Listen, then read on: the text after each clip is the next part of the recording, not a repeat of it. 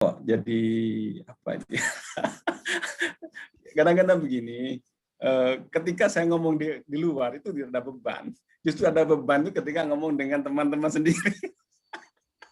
Jadi grogi macam-macam kayak gitu ya. Ini nggak tahu gejala apa nih Pak Hatip. Grogi sama Bu Anet. Iya, betul. Bisa aja. Ya, ngadepi profesor yang hebat-hebat itu ya, apakah kerasan atau biasa-biasa saja saya itu ngadepi mantan dosennya siapa? Bukan mantan ya, dosen ya, masih dosennya Pak Mulisi, Rod Ellis itu biasa-biasa saja, nyantai gitu ya.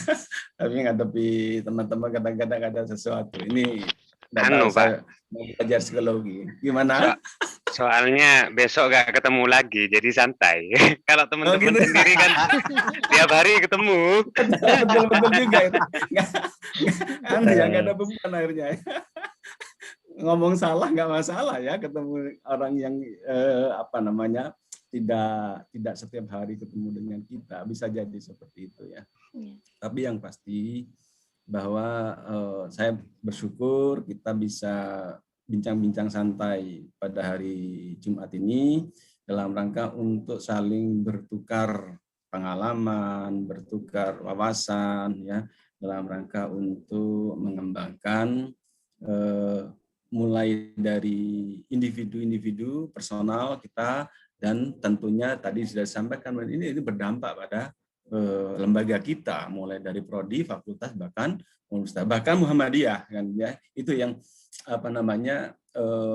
dampak yang insya Allah akan ditimbulkan ketika kita dari individu ini berusaha untuk mengembangkan diri kita masing-masing.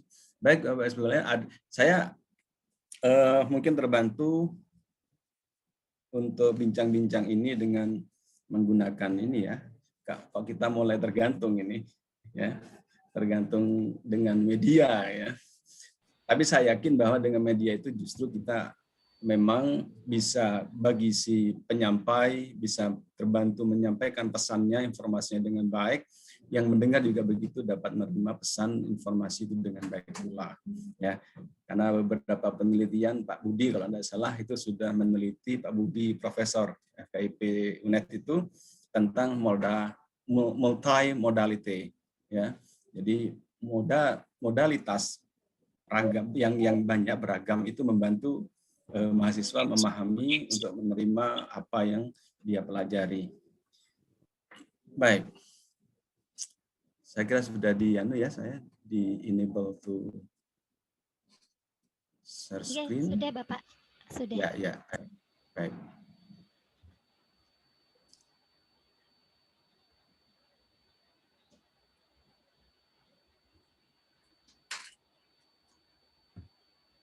Ini bukan materi ya sebenarnya, hanya saya biar tidak lupa saja catat dalam PPT.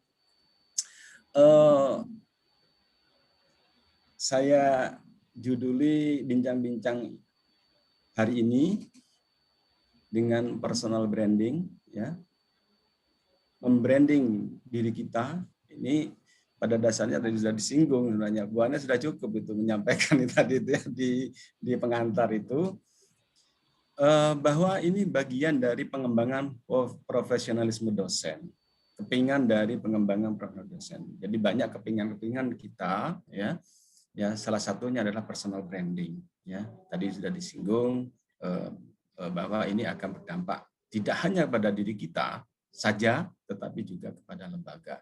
Makanya itu menjadi sesuatu yang penting menurut saya untuk kita lakukan. Maaf ini saya bingung ini mau dijuduli apa?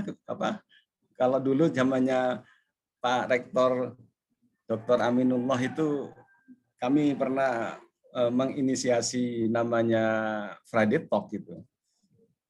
Ya, Friday Talk. Waktu itu Pak Rektor selalu hadir itu ketika Friday Talk. Bincang-bincang Pak Mulis yang pernah menjadi ya katakan narasumber pada Friday Talk. Tak tahu kok tidak berlanjut. Nah ini FKIP menginisiasi lagi bincang-bincang santai Jumat ya, bin sajum aja sudah gitu. Ya, bin sajum. Baik, Bapak Ibu sekalian yang saya hormati, ada beberapa isu-isu penting ya, yang harus kita pahami dengan baik, yaitu berkenaan dengan apa yang kita lakukan, ya, apa yang harus dilakukan oleh lembaga. Kita sebagai bagian lembaga, kemudian lembaga secara keseluruhan, yaitu Undang-Undang 12 2012 tentang pendidikan tinggi. Di pasal 12 jelas di situ secara eksplisit disebutkan tentang bagaimana seorang dosen atau apapun yang berkenaan dengan tugas dan fungsi dosen. Ya. Kemudian dilanjutkan lagi atau bahkan sebelumnya sebenarnya sudah digariskan oleh negara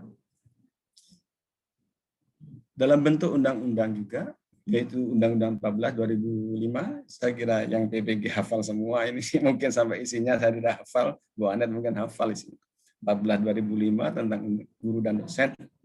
Di pasal 51 khusus itu berkenaan dengan dosen. Dosen itu harus bagaimana, yaitu paling tidak menyebut tentang 4 kompetensi, ya, profesional. Nah, ini kita akan dikaitkan dengan sana, dengan profesional seperti itu. Ya, ketika kita harus bagaimana ya menguasai bidang kita dan seterusnya itu di situ, ya. Tadi ada presentasi macam-macam di situ, meneliti dan sebagainya. Karena itu bagian dari bagaimana kita mengembangkan penguasaan terhadap bidang kita. Kemudian di Permen-Pan RB tadi singgung untuk Jafung, ya, termasuk saya yang tersendat-sendat, bukan apa namanya fasilitas sudah bagus dari universitas, cuma saya menunda karena ada pertimbangan, ya, kok saya masih 70 gitu ya, 70 untuk penelitiannya bidang 2 ini kemeneman, ya sudah saya naikkan apa namanya kalau bisa 100 sekian sehingga agak lumayan itu untuk kenaikan pangkat. Nah, itu di Jafung angka dan angka kreditnya yaitu Permen-Pan tadi nomor 17 2013. Kemudian Permendikbud 3 yang terbaru itu tentang SNDikti. Itu pasal 28 31 itu berkenaan dengan dosen. Ya, 28 sampai 31. Bayangkan ada berapa? 28, 29, 30, 31. Ada 4 pasal itu berkenaan dengan dosen. Apa yang banyak sekali di situ. Pokok Bapak Ibu nanti dibuka-buka itu bagaimana seharusnya kita sebagai. Dan yang berikutnya, isu yang penting juga, tidak kalah penting dari yang di atas itu, sebagai amanat yang harus dijalankan, yaitu berkenaan dengan SPME, Sistem Penjaminan Mutu Eksternal. Kalau bicara SPME, itu tentunya kita mau tidak mau harus memenuhi itu. Sebenarnya ya dari SPMI juga, SPMI kita, Sistem Penjaminan Mutu Internal kita, makanya dari sini, ini bagian dari menindaklanjuti sistem penjaminan mutu internal kita. Dosen harus bagaimana? Ya, nah ini salah satu upaya dari Bagus dari FKIP ini untuk membangun profesional dosen yang itu akan nanti menjadi salah satu indikator di dalam SPMI dan otomatis juga di dalam SPME. Ya, kalau SPMI bagus maka SPME akan bagus juga. Di SPME terutama berkaitan dengan APT, APS jelas sekali di situ. Ya, ketika kita mengisi apa namanya LKPS dan LKPT, ya, kinerja itu kan di situ salah satu luaran, ya, luaran dan capaiannya berkenaan dengan dosen. Berapa penelitiannya, seberapa banyak dia presentasi, kan gitu toh, ya. Kemudian rekognisi ya dari seorang dosen. Nah, itu makanya ayo bersama-sama kita semua ya masing-masing ini berkontribusi ke situ. Jika ya kampus kita ingin menjadi unggul, promosinya tidak sulit nantinya kalau kita kampus kita itu unggul, prodi kita unggul, tidak terlalu berat promosi kita nanti ke masyarakat itu. Nah, ada tambahan lagi ya. Di samping tadi APT, APS, berarti output outcome. Oh ya, saya lupa. Sekarang LAM, saya yakin di LAM sama. Orientasinya output outcome. Apalagi nanti ketika kita sudah menuju internasional. Kemarin di itu saya tertarik sekali dengan gagasan Pak Hatip berkenaan dengan duta kampus itu sebenarnya bahasa Inggris juga. Iya, karena kita sudah ke sana sekarang ini, semua perguruan tinggi ke sana, internasionalisasi. Ya makanya duta kampus kita ya harus minimal menguasai satu bahasa asing PBB.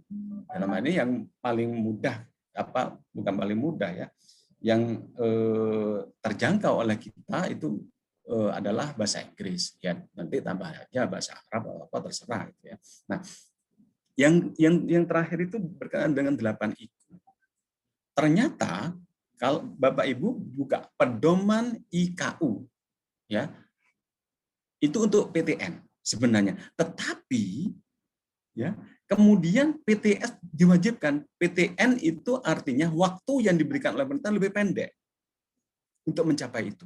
Yang swasta ya mungkin diberi kelonggaran. Kenapa? Karena fasilitas yang diberikan kepada PTN jauh lebih banyak ya daripada yang swasta yang diberikan oleh pemerintah, oleh negara. Maka kemudian ini oke untuk PTN, tapi yang swasta itu juga harus. Kenapa? Ketika kita bicara kemarin MBKM, kemudian yang kompetisi itu ya BKKM itu ya kompetisi kampus merdeka itu dimasukkan 8 IQ ini. Ya. Di 8 IQ ketiga sampai ke-8 itu berkenaan dengan dosen sebenarnya.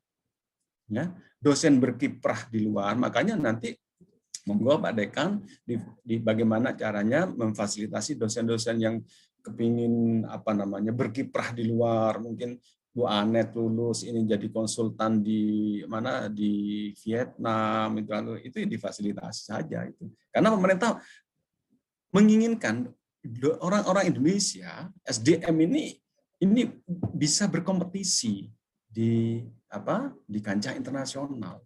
Ya, maaf saja kita sementara ini masih di bawah Malaysia, ya masih di bawah Malaysia. Orang Malaysia itu di mana-mana bisa berkiprah gitu ya. Ya, ada panitia TEFL itu orang Malaysia katut, gitu ya, Thailand katut. Ya kita ada tapi porsinya mungkin lebih sedikit ya, seperti itu. Nah, ini isu pokok ya yang berkenaan dengan kita sebagai seorang dosen. Ya. Kemudian apa yang harus kita lakukan melihat isu-isu tadi, melihat hal-hal yang berkenaan dengan kita. Yang harus kita lakukan yaitu memenuhi kompetensi. Ya. Kompetensi kita sebagai dosen. Ya 4 kompetensi itu profesional. Pak, saya sudah S2, saya sudah S3, kan sudah memenuhi memilih kompetensi. Apakah sudah cukup? Tidak. Tidak. Karena ilmu yang kita miliki itu tidak boleh terus itu mandek. Kita selalu harus melakukan yang disebut dengan sustainable improvement. Ya. Agama kita mengajarkan itu. Perbaikan ya secara terus-menerus. Ya, makanya tiap tahun itu kita harus Ramadan 2 bulan lagi. Itu dalam rangka untuk memperbaiki diri kita.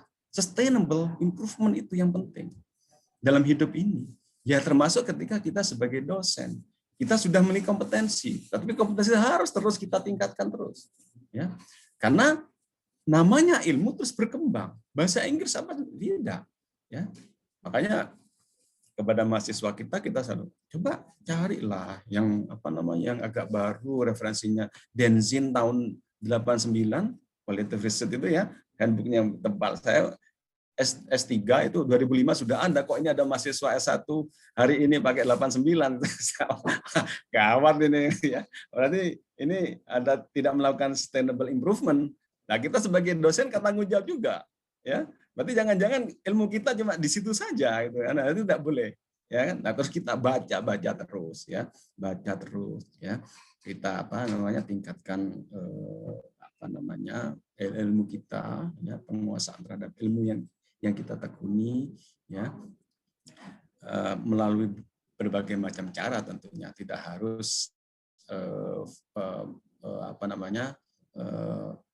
studi lanjut, tetapi bisa juga in service itu ya ikut diklat macam-macam seminar dan sebagainya. Kemudian Yang berikutnya berkontribusi terhadap pemenuhan standar lembaga. Ya, masing-masing kita wajib ya, fardu ain ya, berkontribusi terhadap pemenuhan standar lembaga. Setiap standar saling multi interrelated. Ya, standarnya ada berapa? Ya kan? Kalau kita mengikuti PAN itu ada 9 standar. Itu saling terkait itu. Ya. Nggak bisa bahwa kita akan bicara tentang luaran capaian kalau kita dosen juga ya, nggak bisa kita bicara masalah pembelajaran bagus kalau kita tidak mengaitkan dengan penelitian, kan begitu ya. Jadi semua itu terkait. Nah, yang berikutnya biar tidak panjang, mengambil bagian dalam mencapai IKU, bahkan IKT. IKU kita apa? Ya, IKU itu ya yang tadi ya. Kemudian standar pendidikan yang 8, kalau di dikti itu menjadi tambahan penelitian dan pengabdian ya seperti itu. IKT kita apa? IKT kita mungkin ya Islam Muhammadiyah dan sebagainya ya. Itu kan bukan tanggung jawab dari dosen AIK saja, tetapi juga termasuk tanggung jawab itu dan seterusnya ya. Monggo, saya kira Bapak Ibu mencoba mengidentifikasi lagi apa sih sebenarnya yang harus kita lakukan sebagai seorang dosen ya, untuk yang tadi itu ya, untuk komit terhadap isu-isu yang ada tadi itu, yang saya sebutkan tadi itu. Komit kita ke sana, apa yang harus kita lakukan sebagai seorang dosen.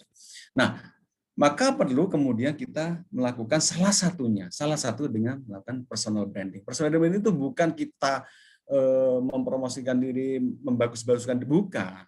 Ya, bukan itu maksudnya. Tapi membranding diri kita melalui aktivitas akademis. Ya, sebagai akademisi kan beda dengan artis ya. Kita beda dengan artis. Nah, saya coba ini saya pahami sebagai self narrative inquiry. Ya sebenarnya ini kan salah satu metode ya di penelitian kali ini, Bu Anet yang sedang S3 ini nanti berbagi apa sih metode baru self narrative inquiry itu. Jadi artinya begini bahwa kita sebagai seorang dosen ketika kita melakukan sesuatu, kita bisa menyampaikannya dalam menggunakan metode yang menggunakan cara yang sistematis, dan itu bisa di-share kepada orang lain dan orang lain bisa meniru. Oh, saya akan menjadi dosen yang profesional kalau saya melakukan ini. Saya baca ini. Misalkan Pak Hatip membuat tulisan yang menggunakan metode self narrative inquiry. Oh, kalau kepingin seperti Pak Hatip, saya akan melakukan apa yang ditulis Pak Hatip di situ itu. Hal-hal yang ditulis dia masih begini ya. Saya melakukan strategi seperti ini. Nah, Bapak Ibu sekalian, sebenarnya ketika kita menjadi dosen ya, yang bisa kita lakukan personal branding itu adalah sebenarnya bagian dari professional development. Ya, professional. Jadi pengembangan profesional. Kalau di perusahaan itu professional development itu diadakan diklat macam-macam itu di perusahaan. Di kita apa? Ya sesuai dengan dunia kita, akademisi ya. Macam-macam professional development yang bisa kita lakukan. Ya. Kemudian kita juga harus memahami atau tadi komit terhadap peraturan regulation. Jadi artinya kita terikat. Ketika kita sudah menghikmatkan diri kita di dunia pendidikan tinggi ya sebagai akademisi, maka wajib bagi kita untuk mematuhi regulation, aturan yang sudah ditetapkan dibebankan kepada kita. Bahwa Anda sebagai dosen, maka Anda harus mengikuti aturan. Bayangkan kalau kita tidak diatur ya. Sama dengan hidup di dunia kan diatur oleh Allah. Ini ya. Agar kita menjadi orang yang berhasil gitu ya, baik di dunia di akhirat. Nah, kita juga begitu, agar menjadi dosen yang berhasil, maka dibuat aturan. Aturan ini harus Anda penuhi, maka Anda akan berhasil sebagai seorang dosen. Tetapi tidak cukup karena kita ini melakukan sesuatu karena kita terikat dengan aturan, tapi juga harus tumbuh adanya self awareness, kesadaran diri, sesuatu yang timbul dari dalam diri kita, internal driven. Itu harus, dan itu harus kita jaga. Ya. Dan ini naik turun loh ya. Saya pribadi, makanya ini self narrative inquiry, saya cerita saja ya. Suatu saat saya bilang ke istri saya bosan jadi dosen. Saya kepingin dagang saja. Toh Nabi itu dagang kok, gitu ya. Saya gitu kan, ya untungnya makanya istri suami itu harus saling mensupport, ya. Apakah harus seperti itu, nah gitu ya? Apakah harus seperti itu? Hanya karena jenuh terus kita itu mau meninggalkan dunia yang sudah kita bangun bertahun-tahun dan itu mulia, ya. Dunia kita mulia, dunia pendidikan. Nah itu, ya, artinya seperti iman ya naik turun itu, ya. Semangat kita jadi dosen, ya. Kemudian kita mau meningkatkan diri kita, itu bisa naik turun. Makanya itu harus kita jaga, ya. Bagaimana caranya? Saya kira banyak, ya, dengan ngomong dengan teman, berkomunikasi dengan teman, itu ya. Itu salah satunya. Ya. Kemudian maka kita juga harus melakukan apa yang disebut dengan multiple marketing strategy. Silakan Bapak Ibu sekalian itu menggunakan strateginya. Saya ini belajar dari teman-teman manajemen pendidikan ya, bahwa di sana itu gini, ada yang menarik waktu itu, dia itu punya IU, saya punya IU juga tahun 2010. Pak Hatip pernah jadi narasumber itu beberapa kali di IU, ngadakan diklat-diklat untuk guru ya. Jadi kalau kita gagal dengan rencana A, lakukan rencana B. Dan itu kita siapkan semua, plan A, plan B. Ya. Kemudian strategi A tidak berjalan, maka kita lakukan strategi B. Ya. Misalkan kita sekarang pakai media sosial. Ternyata ada kelemahannya juga. Maka kita kemudian balik lagi konvensional. Ya. Misalkan karena kita menganggap ini. Nah, itu maksudnya masing-masing kita coba temukan strategi kita masing-masing, dan strateginya itu harus multiple. Ya. Sebanyak-banyaknya strategi kita. Yang penting tadi bahwa kita mampu menuju personal branding itu, mampu menghasilkan personal branding yang bagus. Ya. Nah, tentunya itu semua sebagai bagian dari self branding kita. Self branding. Self brandingnya ya bentuknya salah satunya adalah dengan sering-sering kita muncul. Ya, muncul. Sering-sering kita muncul dalam forum, sering-sering kita muncul dalam kegiatan-kegiatan, ya, itu self branding kita. Dalam kegiatan apapun, ya kita muncul aja. Ya. Kemudian ketika kita misalkan hanya sebagai peserta, Pak saya peserta belum bisa menjadi presenter, nggak ada masalah. Dan itu yang karena saya sampaikan saja. Saya dengan Pak Koko, ingat saya 2015 ya ada seminar di UNESA, saya lupa namanya, ICERD ICERD apa itu, lupa saya namanya. Lalu pada sesi breakout ya, sesi paralel ya, peserta dari IAIN Palangkaraya itu waktunya presentasi. Ini di paralel ya, bukan plenary ya. Nah, saya melihat bahwa metode yang digunakan itu menurut saya masih perlu diperkuat lagi, ya, diperkuat lagi metodenya. Saya sampaikan, apa enggak sebaiknya Anda menggunakan ini? Ya, Anda menggunakan ini. Ya. Nah, setelah selesai, ya, acara selesai ditutup, kami duduk-duduk dengan Pak Koko waktu itu, dengan Pak Dekan itu, duduk nunggu jemputan travel. Nah, ternyata tadi yang saya ingatkan itu, berkenaan dengan artikelnya, ya, menghampiri, ngobrol-ngobrol, ya, akhirnya tanya nomor telepon, saya berikan, ya, identitas saya. Dulu di mana Pak? Saya di UM, S2, S3.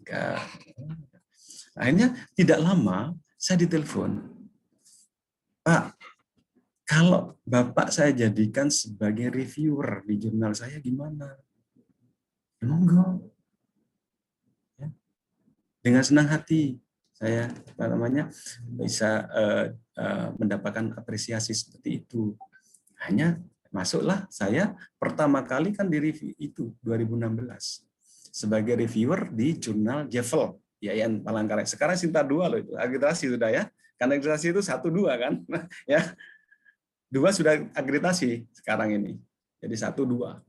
Jadi saya berkontribusi. Dia mulai pertama ya mendirikan ya sampai ya menjadi jurnal terakreditasi Sinta 2. Nah, seperti itu.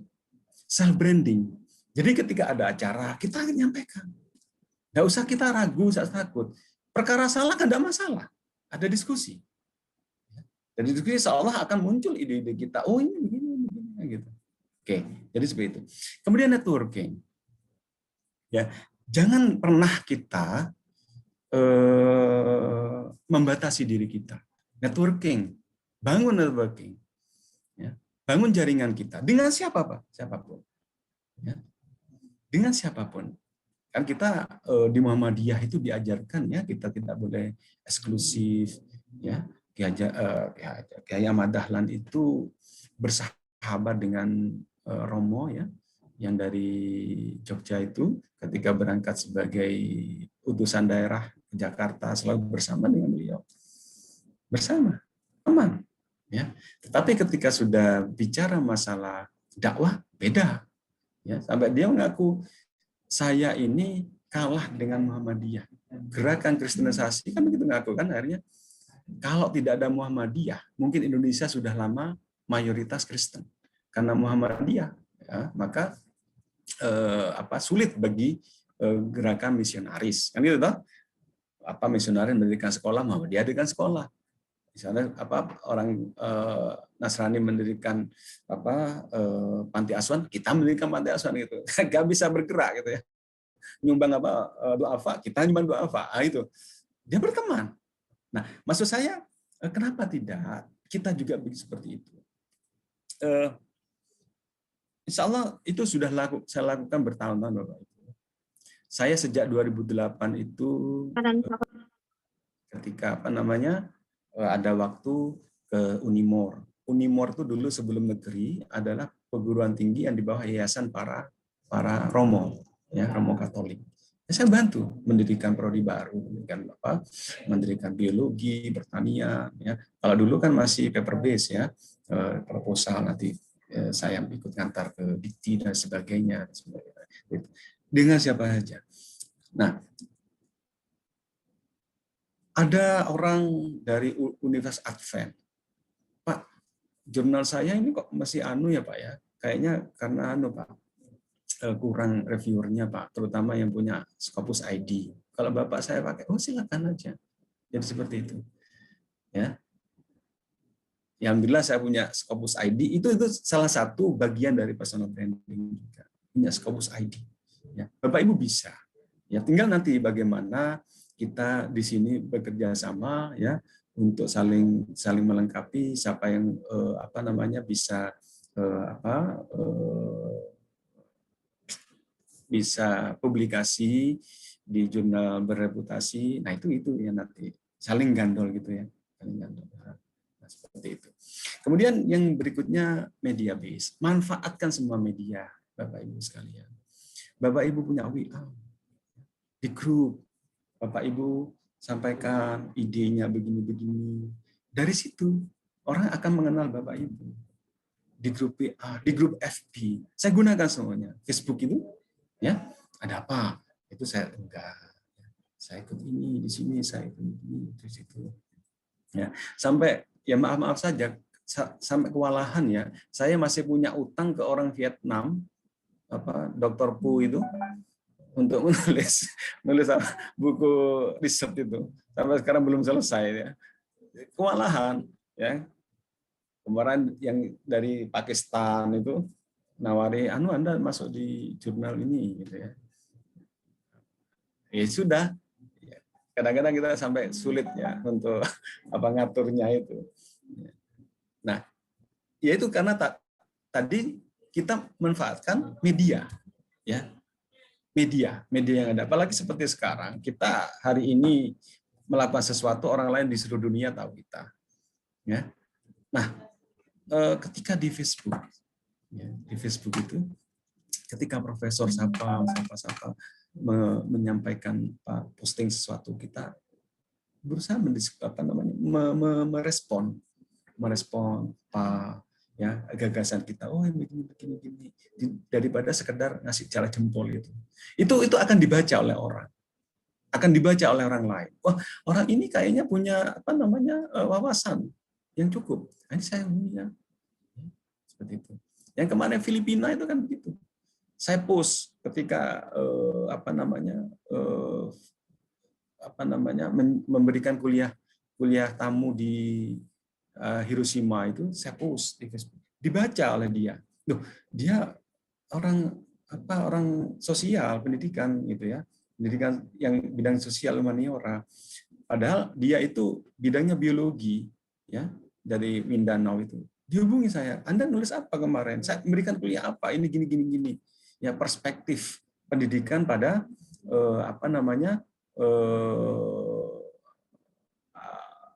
sustainable itu. Lupa saya. Pokoknya dalam rangka untuk membangun ketahanan pangan. Ya, ketahanan pangan, enggak salah itu. Ya. Nah, akhirnya dihubungi, mau ya saya undang, oke silakan saja undang ke rektor gitu, saya itu buat surat ke rektor. Nah, seperti itu. Semua media yang ada itu kita gunakan. Ya, Bapak Ibu sekalian. Kemudian jangan pernah kita berpikir dapat uang. No pay oriented. Jangan berorientasi pada uang. Siapapun mengundang Bapak Ibu, siapa meminta tolong Bapak Ibu, dengan ikhlas kita berikan. Perkara itu nanti itu urusan Allah. Urusan Allah. Dan saya yakin bahwa nanti akan datang itu. Saya tidak pernah menyangka kalau Palangkaraya, ada UM Metro Lampung, itu setelah mereview, ya ini. Jadi ingat saya punya hutang ini. beberapa jurnal ya di Sumatera 1, kemudian Sumatera 2, Metro Lampung sama di Jambi apa itu. Nah, jadi ingat ini, belum saya review. Oke. Saya tidak pernah menyangka, tahu-tahu Pak, tolong nomor rekeningnya. Meskipun hanya ya, berapa rupiah, tidak ada masalah. Toh itu rezeki menurut saya. Ya. Pak, alamatnya yang Pak lengkap Pak. Nah, ternyata ngirimi batik ya, dari Kalimantan itu ngirim batik lah seperti itu. Jadi sudahlah, kita sampai kapanpun mulai sekarang ya, kalau kita mau mulai Bapak Ibu, dan sampai kapan tidak pernah berpikir tentang uang. Karena menurut saya justru itu bagian dari aktualisasi kita sebagai seorang akademisi. Pengakuan orang lain itu yang penting Bapak Ibu sekalian. Pengakuan dari pihak luar. Dan itulah menjadi rekognisi nanti. Ya, di akreditasi itu rekognisinya di situ kan. Diakui orang, Anda diundang begini, tidak dibayar, tidak ada masalah, ya. Tidak masalah. Baik, perkara dibayarkan rezeki, ya. Oke. Nah, sekarang self reflective practice-nya apa? Praktek refleksi diri kita apa? Motivasi. Bagaimana motivasi kita? Nah, itu tadi terkait dengan bahwa ini itu motivasi kita jaga. Ya, motivasi kita sebagai dosen ini harus apa sih? Apa sih motivasi kita sebagai dosen? Nah, itu yang harus kita jaga. Kemudian ini ilmunya Pak Hatip, self confidence, self efficacy, self esteem itu penting. Bagaimana tentang self confidence kita, self efficacy. Bapak Ibu tidak perlu minder, tidak perlu, ya, tidak perlu minder, tidak perlu takut kita salah, tidak perlu, ya, ya sudah, yang kita ketahui sampaikan.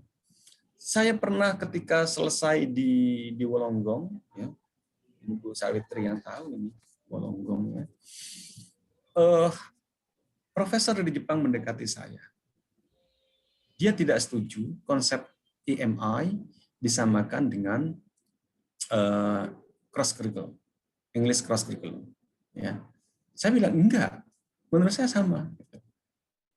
Sudah, ya berarti Anda punya pandangan seperti itu, ya saya tidak sama, ya sudah selesai.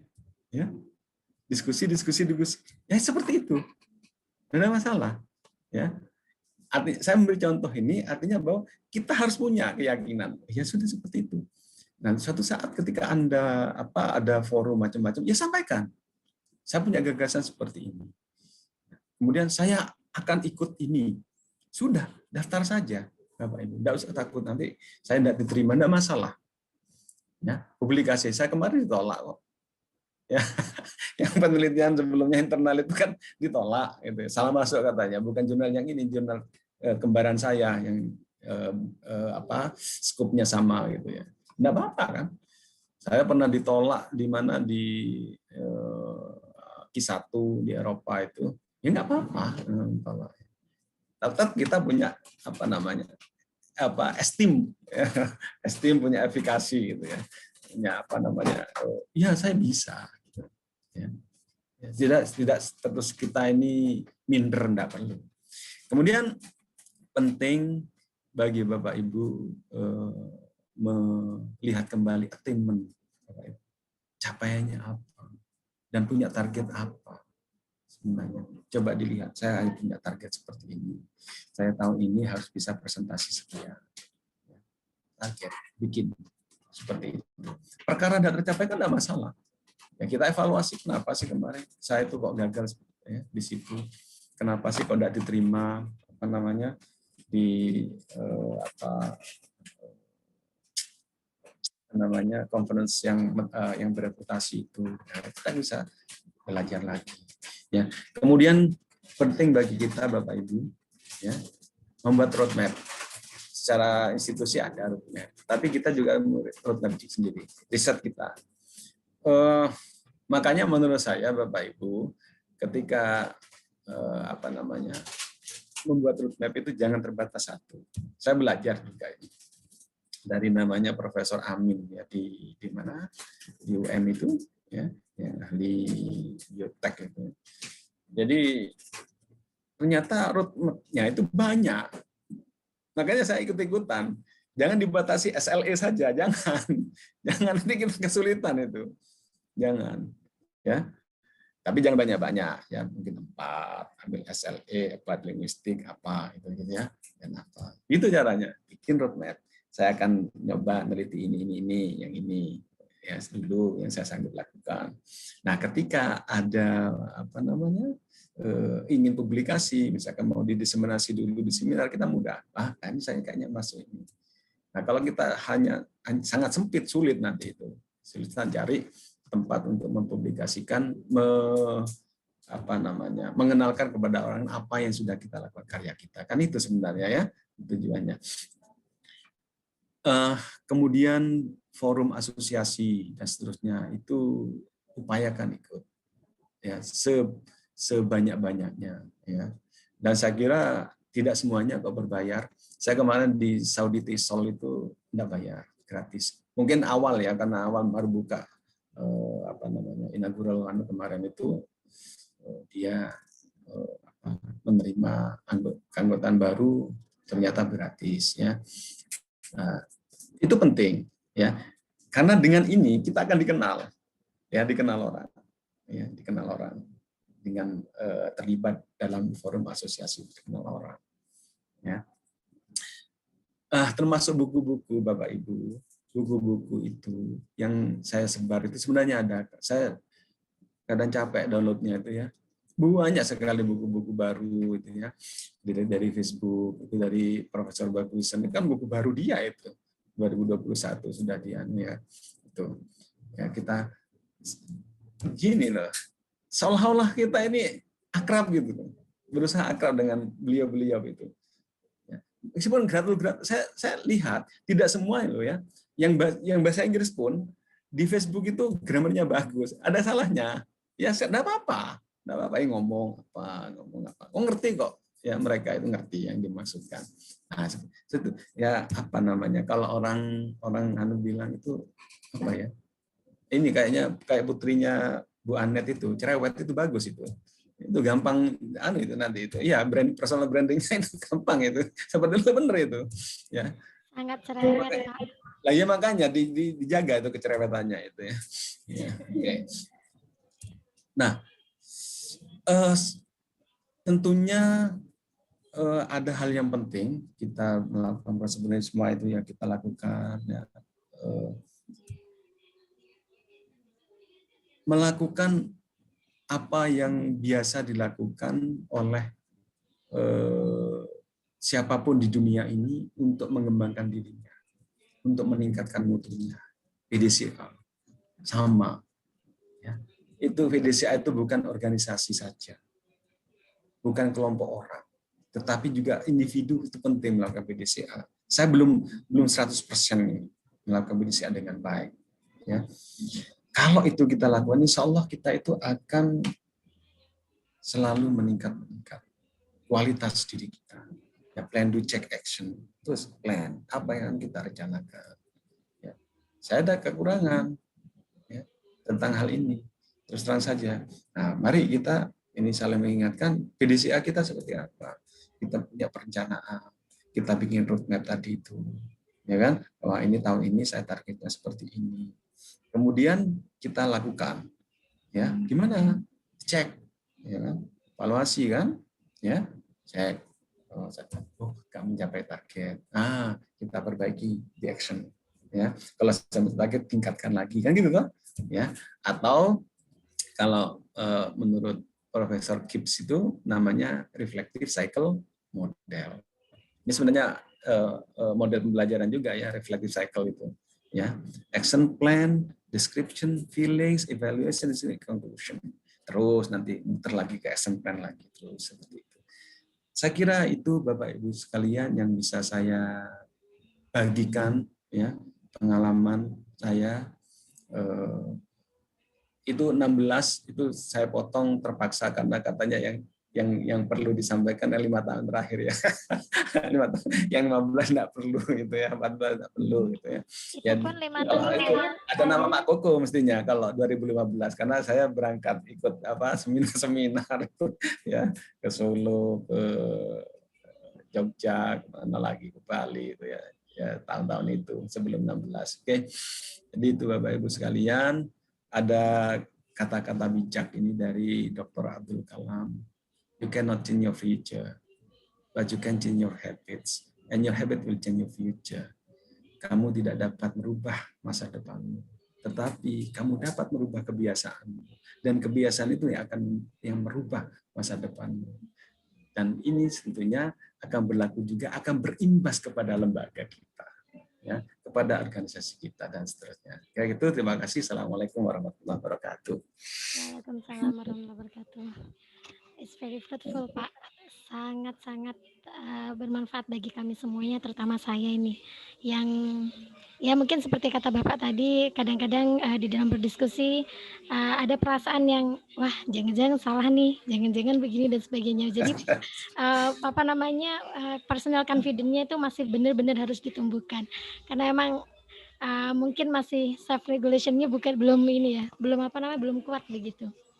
Baik Bapak Ibu sekalian, mungkin Bapak Ibu yang lain selain Pak Tanzil sebagai narasumber yang sudah memaparkan tadi, banyak hal yang memang sangat penting kita lakukan karena bagaimanapun kita sudah memilih jalan ini untuk menjadi seorang dosen dan kita memang harus berkomitmen. Nah, seperti yang kata Pak Tanzil tadi, berkomitmen untuk terus ikut serta dalam sustainable development pada akreditasi pada lembaga kita terutama, karena nanti bagaimanapun akan berdampak kepada personal kita sendiri, itu personal branding kita sendiri. Monggo mungkin ada yang mau sharing tukar pendapat atau mau Pengalaman Bapak Ibu lain itu pengalaman yang ya pengalaman Bapak Ibu saat karena emang kalau bahasa awamnya bagaimanapun kita semua sebenarnya harus punya panggungnya sendiri-sendiri begitu ya Pak ya. harus bangun panggung ya. Ya, harus bangun panggungnya sendiri-sendiri. Contoh saya menulis itu sangat berat bagi saya karena memang belum kebiasaan begitu. Biasa ngomong tidak biasa menulis saya ini Pak. Jadi rejecting sana sini oleh jurnal itu awalnya sangat menyakitkan, tapi lama-lama akhirnya belajar dari situ bahwa memang ya menulis ya bagaimanapun habit kita harus membangun habit kita sendiri, benar katanya Pak Tanzil tadi. Saya ingat pepatah juga Pak dari salah satu film yang saya lihat ini sebenarnya. Di dalam film tersebut karakternya menyampaikan seperti ini. If you keep doing things, it will be your habit, and if it is your habit, it will be your character. Nah, jadi emang bagus tuh. Ya, so we need to keep doing a good habit kayaknya seperti itu. Ya, monggo Bapak Ibu. Pak Hatip, mungkin Pak Muhlisin juga, Pak Hatip juga, ibu-ibu yang lain. Ada Bu Sawitri juga di sini.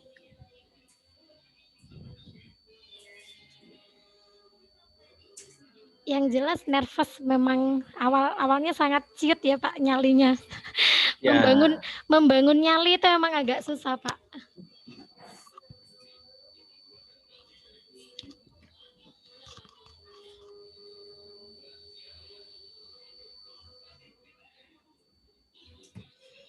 Saya prinsip saya pede aja lagi gitu. Oh gitu. Di mana-mana pede aja lagi gitu. Ya. Benar-benar. Gak peduli mau ngomong dengan siapa gitu. Ya, itu benar-benar patut juga itu. Toh kita enggak tiap hari kok ketemu gitu ya. Iya, benar kata Pak Muhlisin. Pak Muhlisin ya. Enggak tiap hari ketemu gitu ya. Ya benar. Memang gue pikirin salah gitu. Iya, betul sekali. Nah, tapi saya yakin begini, justru dari situ kita tahu, oh pendapat saya salah, dia memberikan wawasan yang benar tentang apa yang kita sampaikan. Oh gini. Nah, itu di situ kita mendapatkan ilmu, ya kan? Meluruskan apa yang selama ini kita pahami dengan kurang benar. Justru itu menurut saya manfaatnya. Betul sekali. Saya tadi sangat tertarik ini Pak, di biodata Bapak itu tadi ada salah satu tulisan yang mana Bapak berkolaborasi dengan salah satu dosen di Kalasin University Thailand. Mungkin Bapak sedikit cerita gimana itu Pak awalnya berkolaborasi dalam menulis begitu, karena itu kan sangat langka ya menurut saya pribadi sih, sangat langka sekali gitu kita bisa berkolaborasi dalam menulis begitu. Ya.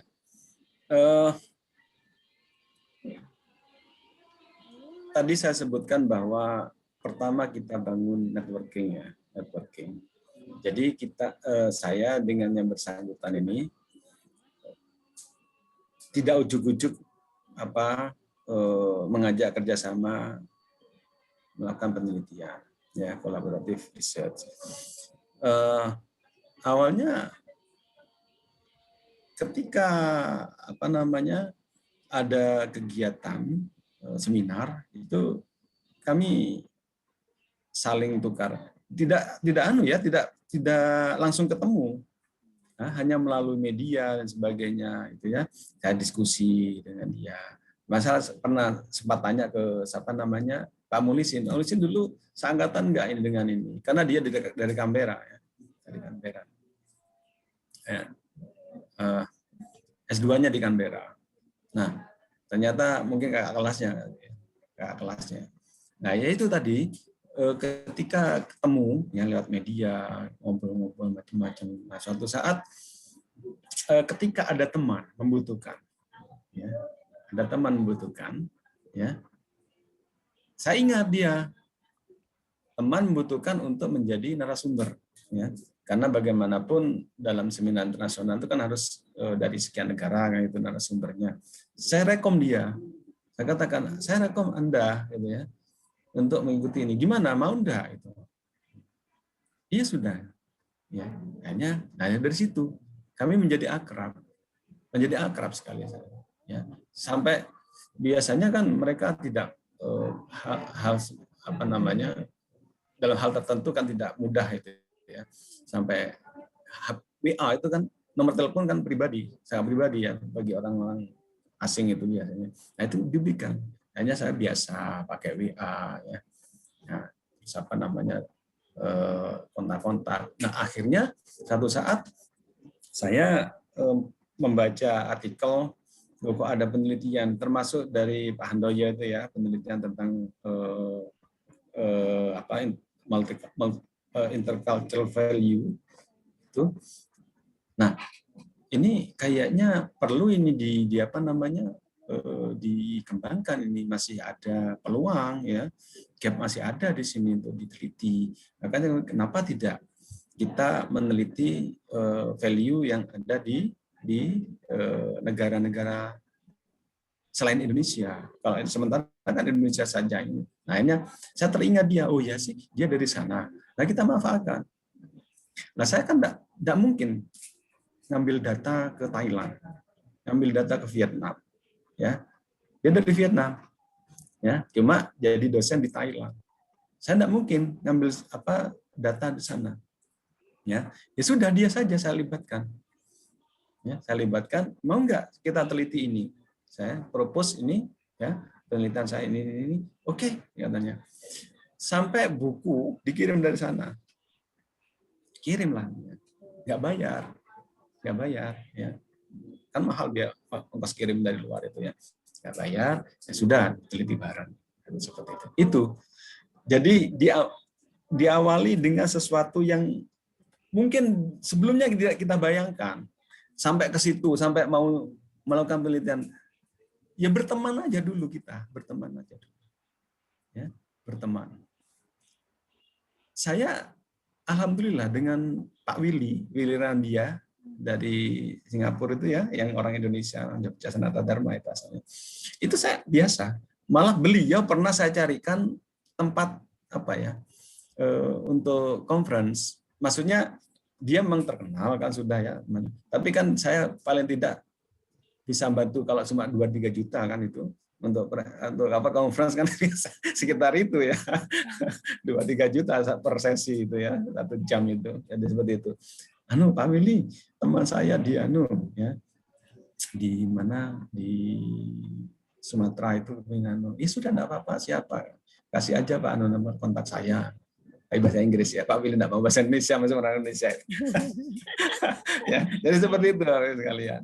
Ya, saya yakin suatu saat kalau ada sesuatu itu, karena di otak Pak Willy sudah ada nama saya. Nah itu loh, yang penting di otak teman-teman di luar, di otak lembaga tertentu itu ada nama kita, Bapak Ibu. Ada nama kita. Ya. Makanya ketika mereka membutuhkan sesuatu, terus ternyata iya saya ingat orang ini. Coba orang ini saya hubungi. Nah, seperti itu. Ya. Seperti itu.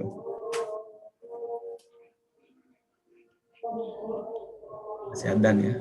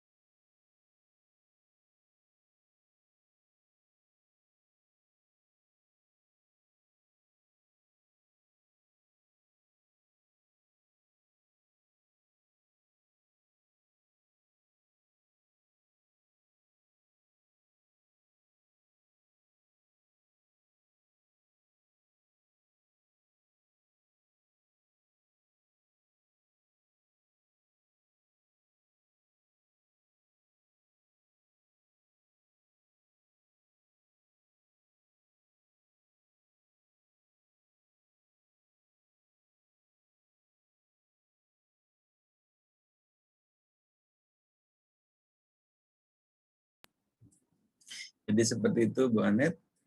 Artinya itu kan tidak langsung gitu ya.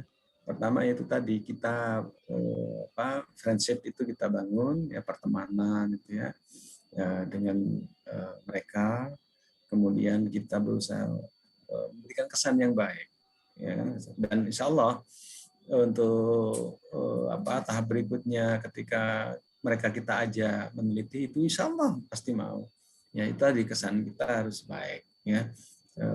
Buatlah ya sama dengan iklan itu pada, termasuk kita ajarkan kepada murid kita ya, kesan pertama itu begitu menggoda kan itu ya.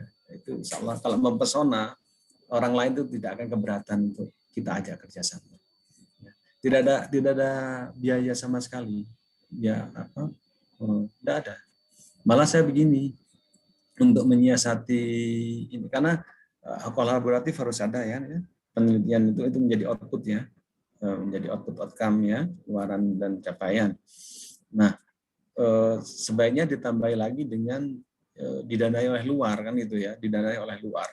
Maksud saya karena di kampus kita belum skim seperti itu ya, saya sampaikan ke LPPM, ada enggak dimasukkan skim bahwa kita seolah-olah didanai oleh luar gitu ya, itu belum ada. Jadi uang kita berikan ke dia untuk dikirim, seolah dikirim. Nah, itu akan menambah lagi poin dalam akreditasi ya. Itu ditanya nanti akreditasi ya, di Lamdik apalagi di internasional itu ya, seperti itu. Ya intinya tadi balik lagi ke pertanyaan ya, pertama kita bangun hubungan itu dengan teman-teman kita dimanapun ya, saya kira gitu.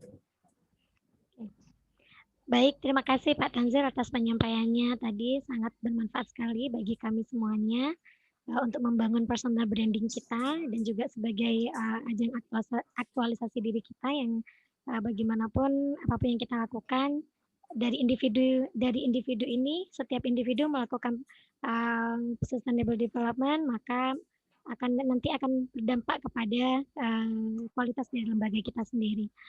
Bapak Ibu sekalian, karena waktu sudah menunjukkan 14.54, maka sesi ini juga akan segera berakhir.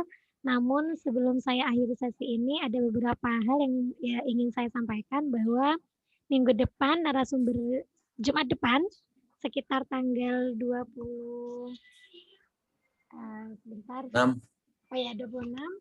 itu narasumbernya adalah Ibu Dr. Christine Wulandari MPD. Kemudian untuk bulan Maret belum ada narasumber berdasarkan info dari Ibu Wadek. Untuk bulan Maret belum ada narasumber dan sangat diharapkan dari Prodi Pendidikan Biologi, POR dan juga PG PAUD bisa menjadi narasumber pada bulan Maret, terutama di awal Maret, karena minggu depan kan sudah akhir Februari. Jadi untuk di awal Maret mungkin 3 prodi ini sweet dulu gitu, siapa kira-kira dosen yang bisa menjadi narasumber pada bincang santai ini, karena ini di sini sebenarnya kita kan berbincang santai, berbagi pengalaman, karena saya yakin ini merupakan salah satu bentuk untuk kita belajar mengaktualisasi diri kita dengan cara mengupdate beberapa hal sebagai seorang dosen dan sebagai seorang akademisi. Kemudian dan tentunya sangat berterima kasih kepada fakultas yang telah memberikan kesempatan ini. Tadi di awal Bapak Tanzil, Bu Fitri dan juga Pak Hatip tadi juga menyampaikan bahwa insya Allah akan ada sertifikat untuk para narasumber pada bincang santai ini agar menjadi salah satu rekam kinerja yang bisa digunakan pada BKD begitu. Jadi kira-kira begitu. Itu saja. Terima kasih banyak kepada Pak Tanzil atas sharing pengalamannya. Terima kasih kepada Bapak Ibu dosen yang sudah masih setia berada pada forum virtual ini, dan juga saya sebagai moderator, mohon maaf yang sebesar-besarnya jika ada salah kata selama menggait acara ini, dan juga terima kasih kepada fakultas atas kesempatannya untuk menjadi moderator pada hari ini. Sekali lagi terima kasih banyak, semoga sehat selalu Bapak Ibu semuanya, salam sukses untuk kita. Assalamualaikum warahmatullahi wabarakatuh. Waalaikumsalam warahmatullahi wabarakatuh. Terima kasih Pak Tansil. Sama-sama. Terima kasih Bu Anet. Oke, Ibu, sama-sama. Sampai jumpa pekan berikutnya. Depan, nggih, sampai jumpa, nggih. Oke. Ini yang N saya apa Bu Fitri? Bu Anet langsung end meeting. Oke, baik. Terima kasih. Izin end meeting dulu nggih, Bapak Ibu.